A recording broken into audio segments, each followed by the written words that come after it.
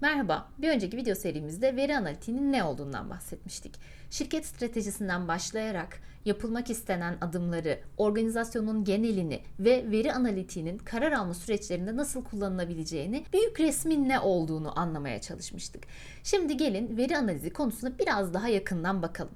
Biz veri analitiği sistemlerini veriyi analiz etmek için kullanıyoruz. Bu süreç nerede başlar, nerede biter daha yakından bir inceleyelim. Bu da böylece ikinci serimiz olsun. Veri analizini 5 adım gibi düşünebiliriz. Öncelikle iş sürecini anlamamız gerekiyor. Bir alan bilgisine ihtiyacımız var. Biz burada ne yapıyoruz, nasıl bir akışı var analiz etmeye çalıştığımız işin, ne yapsak iyi olacak, ne yapsak kötü olacak, nasıl hedeflerimiz var, nasıl rakiplerimiz var, neyle karşılaştırıyoruz kendimizi, hangi noktaya varmak istiyoruz, bunu yaparken neleri ölçeceğiz gibi konuları anlamamız gerekiyor. Çünkü ancak işin doğasını anlarsak onu bir şekilde veriye de bakarak analiz edebiliyoruz. İşin doğasını anladığımız bu ilk adıma iş süreci diyebiliriz. Alan bilgisi diyebiliriz. İş sürecini anladıktan sonra onu bir de veriyle ifade etmemiz lazım ki bir veri analizinden bahsedebilelim. Farklı yerlerdeki verileri toplayıp modellememiz gerekiyor. İkinci adımımız veriyi modellemek. Veriyi neden tekrar modelliyoruz? Çünkü veriler kaydedildikleri yerlerde en iyi nasıl kaydedileceklerse o şekilde tutuluyorlar. Halbuki biz analiz etmeye çalışıyoruz. Onları bir şekilde bir araya getirmemiz lazım ki bizim yaptığımız işi yansıtsınlar. Nerede duruyorlarsa da tek yere toplanmaları, aynı dili konuşur hale gelmeleri, temizlenmeleri, düzenlenmeleri, bizim istediğimiz formata gelmeleri gerekli.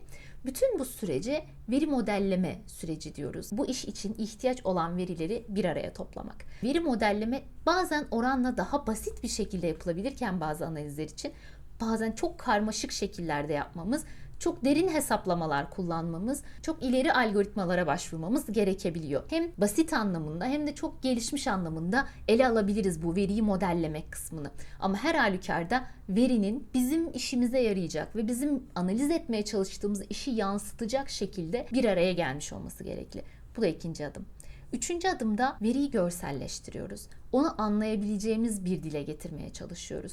Bir araya getirdiğimiz milyonlarca satır veri olabilir. İnceleyebileceğimiz yüzlerce boyutu olabilir. Biz bundan nasıl bir anlam çıkartabiliriz? Bunu nasıl özetleyebiliriz? Nasıl bir grafiğe koyabiliriz? Hangi alanlar için analiz edebiliriz gibi. Aslında verinin çerçevesini de biraz belirleyebilmek adına, onu kendimiz için okunabilir, görünebilir kılmak adına veriyi görselleştiriyoruz. Bu kısma da üçüncü adım diyebiliriz. Buradaki isimlendirme bazen dashboard dediğimiz, raporlama platformu dediğimiz, bazen self-service platformlar dediğimiz kısım oluyor. Veriye erişebildiğimiz ve bir şekilde bizim okuyabileceğimiz bir formata geldiği, bir görsel hale geldiği kısım oluyor. Üçüncü adım. Dördüncü adımsa mesaj adımı. Bizim artık elimizde organize edilmiş, işimizi yansıtan ve görsel olarak okuyabildiğimiz çıktılar olduğunda bize bunları incelemek kalıyor. Bunları bir o taraftan bakıyoruz, bir bu taraftan bakıyoruz, bir filtre atıyoruz. İlgimizi çeken konularda derinlemesine analiz ediyoruz. Yanı sıra bazen topladığımız veri yetmiyor. Bir önceki adıma dönüp yeni veriler alıyoruz. Bazen veriye bakmak da yetmiyor. Gidip ilgili kişilerle konuşuyoruz. Bu adımda veriden bir anlam çıkartmaya çalışıyoruz. Bir mesaj çıkartmaya çalışıyoruz. Bu kısma veriden bir mesaj çıkartma, onu anlamlandırma kısmı diyebiliriz. Bu dördüncü adım. En son adımsa raporlama ya da sunum gibi anılabilir. Artık bulgularımızı ilgili kişilere aktarmamız gerekiyor. Karar vericilere aktarmamız gerekiyor. Genellikle bizim mesajı bulma sürecimizle o mesajın en iyi aktarılma süreci birbirinin aynısı değildir. Biz mesajı her ne yolla bulduysak da onu dinleyecek kişileri düşünerek tekrar evet bu kişi için benim bunu bu şekilde anlatmam gerekir dememiz. O konuyu bir kere daha üzerinden geçmemiz gerekiyor en iyi şekilde aktarabilmek için. Bu da bizim raporlama kısmımız oluyor. Kısacası alanı öğrenip verileri bir araya toplayıp onları görselleştirerek inceleyip oradan mesajlar çıkartıp sonra da o mesajlarımızı sunulabilir, aktarılabilir raporlar haline getiriyoruz. 5 adımda veriyi analiz edebiliyoruz. Veri analisti de olsak, veri görselleştirmede çalışan bir danışman da olsak ya da bir veri mühendisi de olsak bunların tamamında sürecin genelinin ne olduğunu bilmemizde yarar var. Onun için bu seri enteresan olabilir farklı roller için diye düşündük.